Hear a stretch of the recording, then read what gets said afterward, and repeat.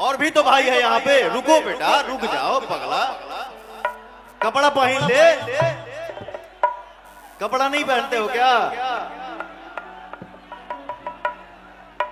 अब बताओ बताओ।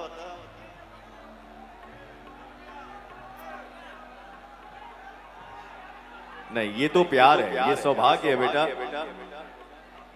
न मैं पढ़ा लिखा हूं, न सुंदर हूं, न स्मार्ट हूं, बट फिर भी आप लोगों ने इतना आशीर्वाद दिया मुझे, दे रहे हैं और उम्मीद है आगे भी देंगे। तो ये मेरा सौभाग्य है बेटा। 10 मिनट रुक जा, 10 मिनट रुक जा, 10 मिनट रुक जा। मैं जितने बच्चों के हाथ में फोटो है ना, मैं जहां बैठूंगा पीछे, आप लोग आइएगा, आराम से फोटो करेंगे। Love you. हो बड़ा नीक लागे बाबा के भवन, झूम झूम गीत गावेला पवन। हो बड़ा नीक लागे बाबा के भवन,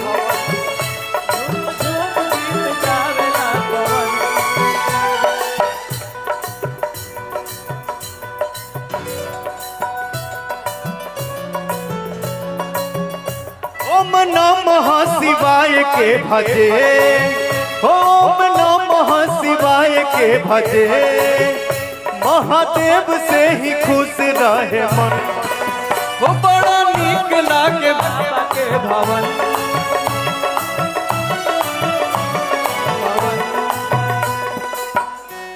कोरस करने बैठे हो बेटा, तो कोरस गाओ। तो एक लाइन जब सिंगर गा देता है तो पीछे से कोरस होता है। नहीं, आजकल मार्केट में हिट चल रहा है ना, इसके लिए थोड़ा भाव बढ़ गया। Love you. हो बड़ा नीक लागे बाबा के भवन, झूम झूम गीत गावेला पवन। हो बड़ा नीक लागे बाबा के भवन, झूम झूम गीत गावेला पवन।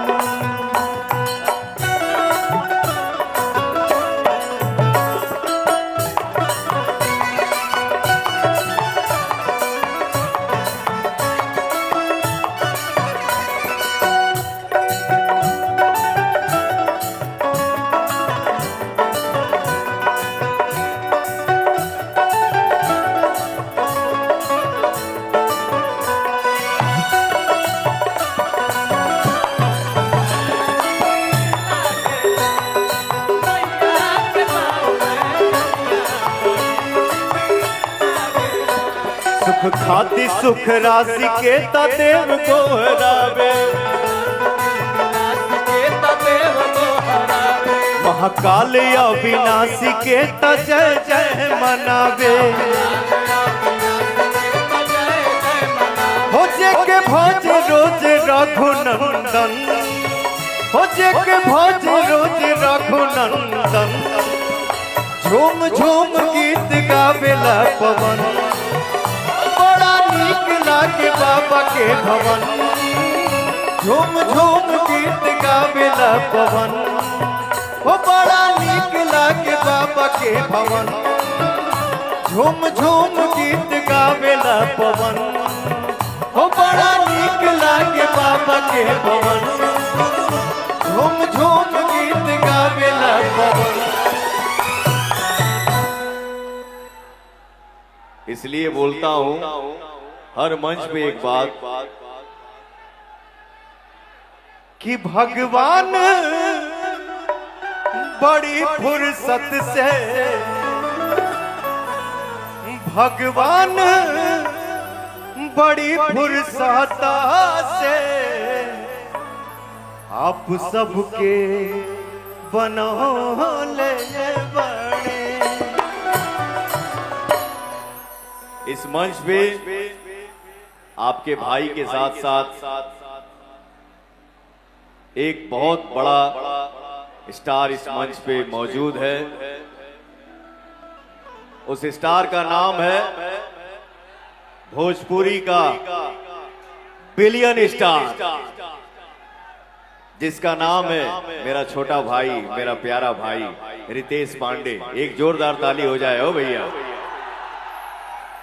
आजा भाई हमारे।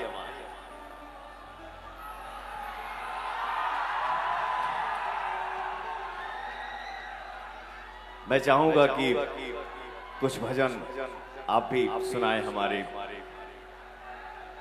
जितने श्रद्धालु यहाँ पे भक्त आए हुए हैं। मेरा भाई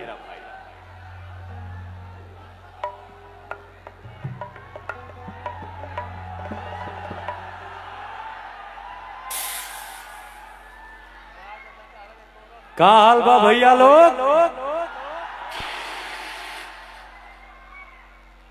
एक बारी दोनों हाथ उठाई जा, बाबा के याद करी जा, हमारा साथ बोले जा ओम नमः पार्वती पताये हर हर महादेव। बड़े भैया आदरणीय माननीय बड़े भैया पवन सिंह जी, एक बार जोरदार ताली हाला करके बजाई जा भैया कहते हैं। अब भैया का बड़प्पन है कि हम छोटे भाइयों को इतना प्यार देते हैं। बहुत बहुत धन्यवाद तेज प्रताप भैया को, सुड्डू भैया को, धनंजय भैया को, और भैया इतना बढ़िया बढ़िया भैया भजन सुनेनी है।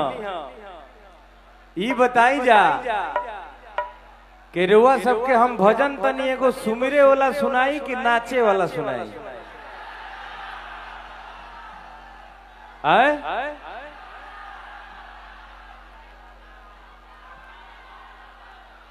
हम चाहतनी कि एगो बढ़िया भक्ति भाव से एगो भजन सुनी जा और फिर नाचे वाला गा दे। ठीक बा ना? बोल बम।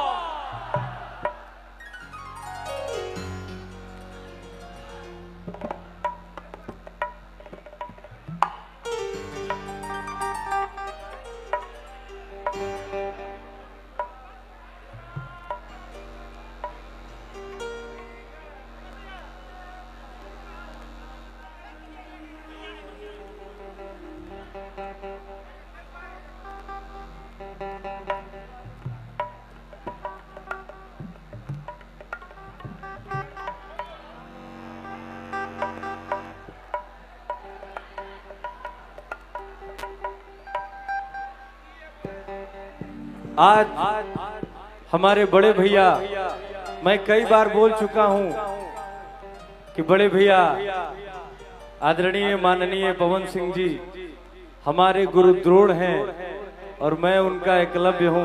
बहुत बहुत धन्यवाद भाई सूरज मिश्रा जी बस्ती, लव यू। आज भैया सामने बैठे हैं और मुझे गाने का मौका है, तो हम चाहते हैं कि एक गीत आप लोग उस मिजाज का, भैया के मिजाज का सुने, फिर नए वाला गीत हम जरूर गाएंगे। कॉर्ड दीजिए भैया, कॉर्ड दीजिए। क्या हुआ?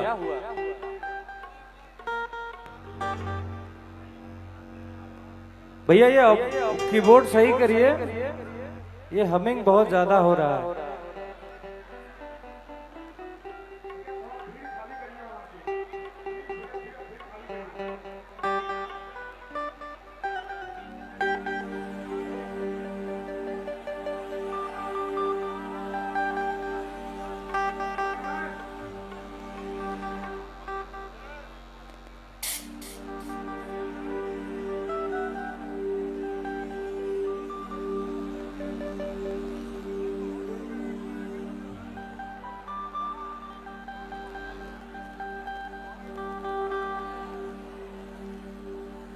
हुआ जब सागर मंथन, पी गए